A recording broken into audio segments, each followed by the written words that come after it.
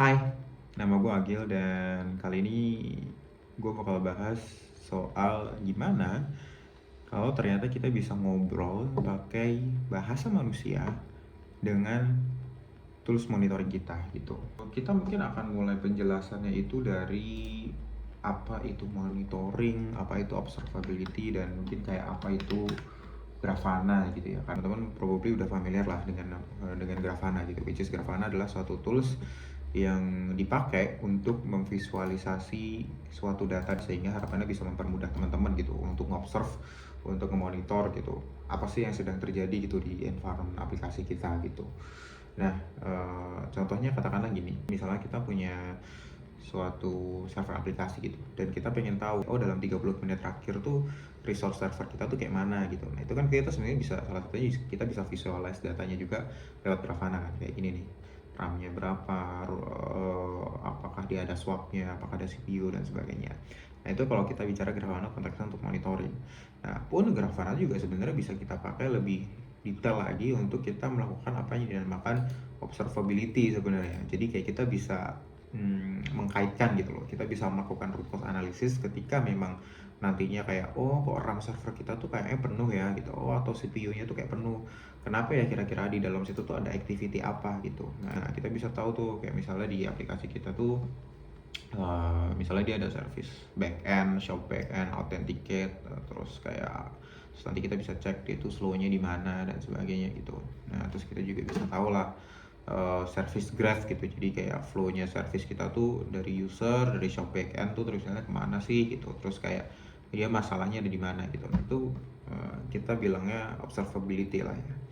Nah cuman gini, terus permasalahan berikutnya itu biasanya ketika kita udah punya tools monitoring dan observability yang proper, terkadang kita sebagai engineer tuh kalau memang load yang lagi banyak, terus kita juga kadang dituntut untuk melakukan suatu inovasi, terus kayak tiba-tiba usernya juga change requestnya tuh banyak gitu, dia pengen ada adjustment di sana, di sini dan sebagainya gitu.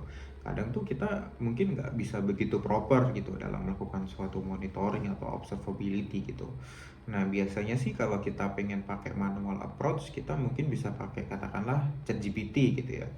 Konsepnya kan kalau misalnya kita pakai LLM yang masih basic gitu ya, maksudnya kalau kita misalnya pakai ChatGPT gitu atau Claude atau apapun itulah AI toolsnya, kita kan biasanya kita kasih dia konteks ya, kita kasih dia konteks, terus kita kasih dia instruction gitu, which is kayak kita nge-prompt gitu, kayak kita paste kayak apa yang kita mau tahu, terus kita kasih instruction di LLM-nya itu, kita suruh dia kayak tolong dong terus analyze ini, atau kayak aku tanya sesuatu dong gitu. Nah terus si LLM-nya itu kan kayak ya udah dia akan, LLM-nya itu akan proses aja, processing gitu. Kita bicaranya processing lah ya. Di LLM itu processing, terus dia thinking gitu ya. Thinking, terus dia akan kasih namanya itu result gitu. Nah, tapi resultnya ini biasanya masih dalam bentuk text gitu. Kalau kita pakai GPT itu kan ya probably ya udah gitu, kayak ya nanti mostly akan bentuknya dalam bentuk teks gitu. Terus dari teks itu kita bisa dapat kesimpulan kayak apa yang terjadi gitu. Cuman kan manual approach-nya adalah kita harus supply si LLM ini dengan suatu konteks gitu. Nah, seiring dengan berjalannya waktu gitu, gimana kalau misalnya kita sebutnya apa ya, beyond the LLM gitu, kayak LLM tuh nggak cuman kita suruh buat nge-generate satu teks, tapi bisa nggak ya kalau LLM itu tuh kita suruh dia untuk melakukan action, which is nanti kita ubah tuh konteksnya. Jadi kita tetap punya suatu konteks, kita tetap punya suatu instruction. Nah tapi LLM-nya itu dia bisa melakukan namanya tools action, which is tool action itu dia terdiri dari misalnya gini, kita kasih suatu konteks, dia bisa melakukan yang dia makan planning gitu. Nah dari sisi planning ini dia nanti planning, terus dia akan tahu tuh stepnya bakal seperti apa, dia akan generate step-stepnya seperti apa, dan dia akan communicate with tools ya kan, dia akan ngobrol dengan toolsnya, terus dia akan melakukan suatu action gitu. Nah dia akan melakukan suatu action, terus nanti ada result. Nah resultnya ini kita bisa suruh dia untuk melakukan suatu aksi gitu. Aksinya itu apa? Misalnya gini, kita bisa tanya ke dia kayak ada nggak ya server yang downtime gitu. Nah dia akan ngobrol tuh, dia akan konteksnya dipersempit dengan tools monitoring kita aja. Ada anomali nggak yang terjadi dari satu service kita gitu. Nah, itu kita bisa minta tolong ke dia gitu. Jadi, tapi dengan human language ya. Jadi kayak biasanya kan kalau misalnya kita yang megang tools monitoring atau observability, kita tetap perlu kayak cekin satu-satu dengan technical terms yang kayak masing-masing tools monitoring punya gitu. Ya udah ngobrol aja, kita tanya aja ke dia kayak kita pakai tools AI, tapi ini konteksnya nanti dia akan cek langsung ke tools monitoring kita gitu. Nah, disitulah muncul yang dinamakan MCP. Ini adalah suatu analogi dari MCP ya, yang aku peroleh dari Grafana Campfire. Jadi nanti teman-teman juga bisa jump in ke Grafana Campfire juga, itu recordnya ada di YouTube-nya mereka juga gitu. Tapi technically MCP ini sebenarnya kayak dongle sih lebih tepatnya. MCP itu analoginya secara kayak dongle gitu. Jadi katakanlah dia itu sebagai penghubung antara tools kita dalam konteks ini, misalnya kayak Grafana ya. Kayak ini kan ikonnya Slack, Gmail, kalender gitu ya. Dalam konteks ini tuh kayak misalnya dia Grafana gitu.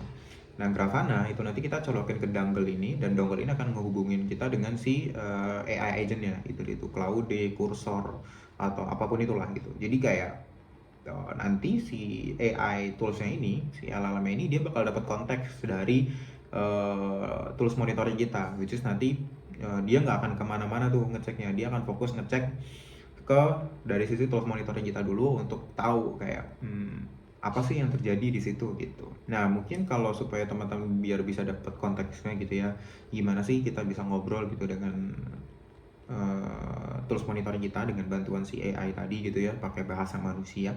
Kita mungkin bisa mulai start demonya mungkin ya. Jadi kayak sebenarnya kalau secara prerequisite sih pertama teman-teman perlu ada Grafana dan objek yang dimonitoring gitu.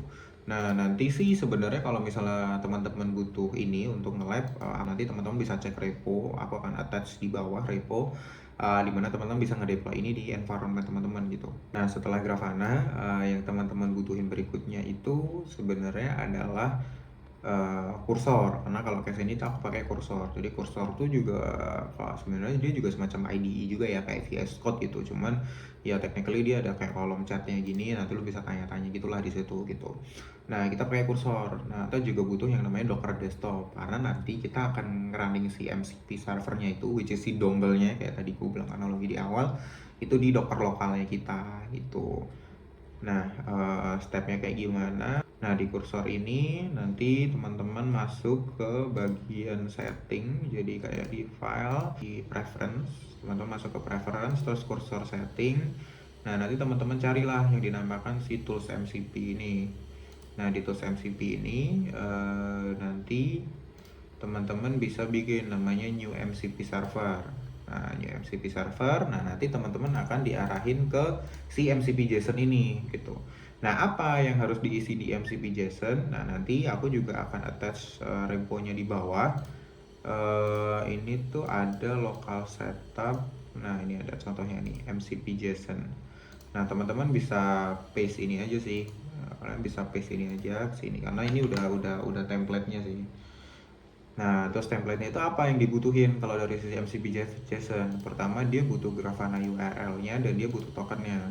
Nah, tadi kan kalau Grafana URL aku udah punya ya di Grafana ops.lab tadi. Nah, ini nanti disesuaikan dengan URL Grafana-nya teman-teman sih, dan kayak dia dipublish-nya di port mana, misalnya di port 3000 apa 80 dan sebagainya juga harus disesuaikan. Nah, terus kita juga butuh namanya API key. Nah, gimana cara dapat API key-nya? Itu biasanya itu lewat service account. Nah, service account kalau di Grafana itu nanti kita bisa lewat sini nih. Kita bisa di administration, kita di user and access, kita bisa di service account. Nah, ini kan aku sebenarnya udah pernah bikin ya, cuman kita akan coba bikin lagi deh. Caranya bikin itu sebentar, kita bikin namanya add service account. Katakanlah namanya MCP kursor 002. Nah, jangan lupa role-nya kita bikinnya as a admin. Ya udah, kita bikin kan. Nah, API key tadi tuh kalau di Grafana tuh konteksnya adalah si token. Jadi kita perlu add service account token ini. Kita bikin no expiration aja lah. Nah, kita generate tuh tokennya. Nah, kita udah dapat kan. Nah, ini kita copy tokennya, ya kan. Terus kita pindahin lah ke si kursor tadi. Di sini nih kursornya. Set gitu. Nah, udah kan, kita save. set. Nah, kita perlu run si MCP servernya itu di lokal kita, which is kalau case-nya aku tuh pakai Docker tadi gitu. Nah, ini kan kita caranya gimana? Kita paste dulu Grafana URL-nya. Ini aku udah punya template config-nya sih. Docker run yang gimana? Nah, ini di sini set Grafana Ops Lab 3000. Nah, terus MCP JSON tokennya ini kan tadi ya. Nah, kita paste tokennya.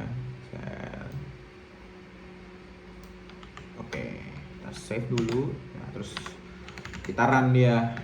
Set, kita cek dulu Dockernya udah nyala belum. Oke, Dockernya sudah nyala. Nah, sekarang kita run tuh si Docker run ini. Nah, udah nih, kita paste kan, terus kita jalanin aja Docker run. Set, kita tunggu sebentar. Nah, server MCP-nya kan udah jalan. Nah, terus kita tinggal coba ngobrol aja ke sini. Nah, si kursor ini nanti kita kasih dia konteks dulu. Ini nih, kita kasih dia konteks dulu nantinya. Nah, ini kan kita gini add MCP JSON. Nah, oke ya. Can you please tell me if there are any server with RAM usage more than 50% in last 40 minutes? Nah, Inggris ngaco aja, misalnya kayak Inggrisnya juga kadang nggak yang perfect banget ya gitu, cuman kayak ya udah intinya lu ngobrol nih dengan si MCP JSON ini gitu. Nah, udah kan.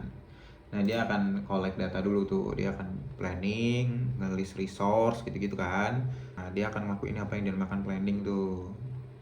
Set gitu kan. Planning next move. Nah, ini kan ada namanya planning next move. Nah, kita bisa run, set. Nah, dia run, sit. Nah, kita tunggu beberapa saat.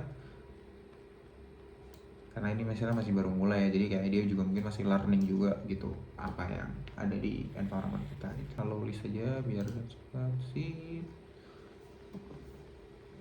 Nah, dapat kan? Nih, dia dapat satu server instance-nya ini.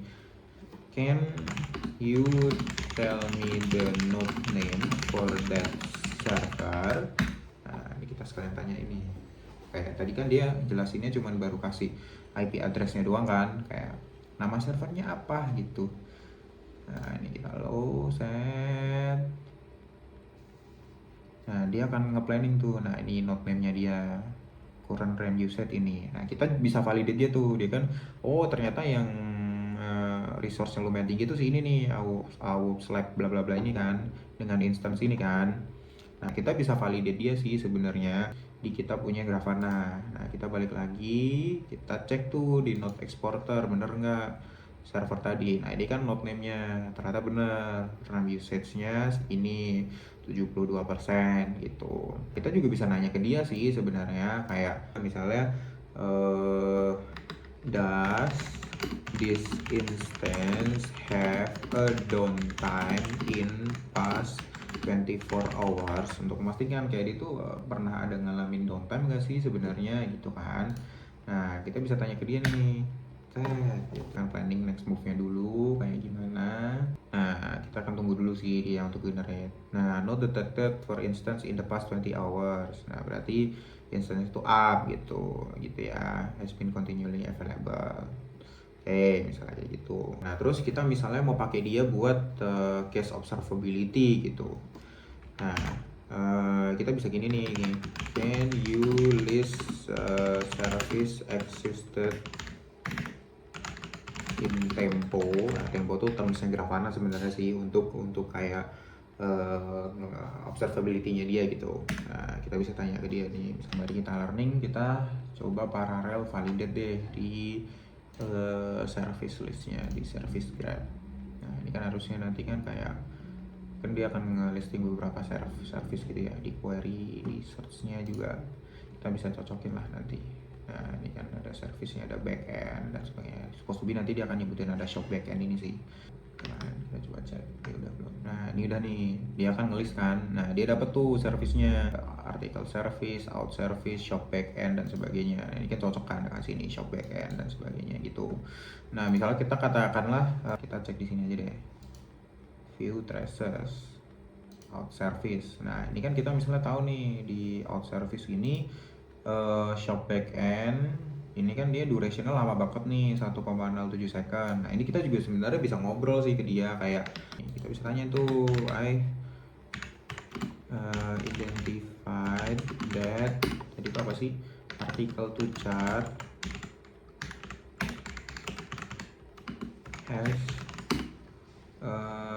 response time degradation dan showing duration 1,07 second. Can you help me to give more insight about this? Nah, tuh. Nah nih, kita bisa nanya dia ke gini kan. Nah, dia akan identifying, dia akan bikin tuh to-dos-nya apa, dia akan ngapain aja gitu kan. Nah di sini dia juga masih ngecek tuh analyzing gitu. Dia akan ngebantu kita analyzing dari berbagai macam aspek lah ya, kayak checking downstream dependency dan sebagainya. Dia akan analyze service-service lain yang related ke dia gitu kan. Terus dia akan di terakhirnya dia akan compiling tuh summary-nya dan actionable insight-nya gimana. Nah ini dia masih planning. Nah dan nih, nah, dia kan kasih kita rekomendasi root cause analisisnya dan sebagainya. Tadi kan aku nanya tuh identified, ada article to chart yang respon time-nya tuh kayak nyampe 1,07 detik kan, which is ini nih yang aku tanyain kan. Ya, kenapa kok dia bisa nyampe 1,07 detik gitu. Nah terus sama dia dijawab lah kayak communication likely via shop backend. Nah line with ini nih, ada latensi, chat service-nya apa yang ngalamin latensi, terus dia request pattern-nya dia akan seperti apa dia kasih, terus kayak observation, high latency, intermittent spec-nya apa gitu. Nah recommendation-nya dia akan kasih tuh, coba deh cek database query-nya, review downstream, terus kayak consider untuk database connection full size, chat sheet size dan sebagainya. Jadi kita bisa ngobrol lah ke dia dengan pakai human language itu. Kita bahkan juga bisa kayak minta tolong ke dia bikinin dashboard sih ya sebenarnya, kayak misalnya can you make a dashboard that can help me to identify performance of shop backend gitu. Nah, ini kita juga bisa minta tolong dia sih sebenarnya buat bikinin dashboard. Dia akan cek dulu matriksnya yang available seperti apa gitu ya. Checking shop backend matrix, dia akan checking dulu matriksnya yang ada seperti apa. Nah, dia kan nge-planning dulu nih juga gitu kan. Sama, berarti konteksnya dia akan tetap selalu nge-planning lah. Ini kalau misalnya dia udah dashboard created a performance dashboard. Nah, dia akan kasih tuh dashboard overview-nya seperti apa dan shop backend performance dashboard. Nah, maka cek di sini di dashboardnya apakah sudah muncul dashboard shop backend performance dashboard. Nah ini udah muncul nih. Nah dia akan kasih tuh error rate-nya berapa, request per second-nya berapa, latensinya, error overtime. Kita persempit ya konteksnya jadi 30 menit terakhir. Nah di 30 menit terakhir average latensinya, terus service mana aja yang ada latensi persentilenya gitu kan, top operation by average latensi kita bisa cek gitu. Jadi kita bisa minta tolong lah ke si MCP ini buat bikinin dia suatu dashboard gitu. Dan maksudnya nggak lama ya, maksudnya kayak nunggunya juga paling kayak 3 menit, 4 menit gitu. Compare tuh kita mungkin harus nge-code sendiri dashboardnya pakai JSON dan sebagainya.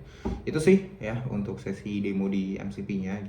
Hopefully teman-teman juga bisa explore lebih banyak case lagi gitu ya dengan MCP, dan hopefully dengan adanya MCP ini juga teman-teman juga bisa mulai ngedevelop gitu satu solusi yang mungkin akan mempermudah lagi ya konteks observability dan monitoring dengan adanya AI yang makin canggih itu.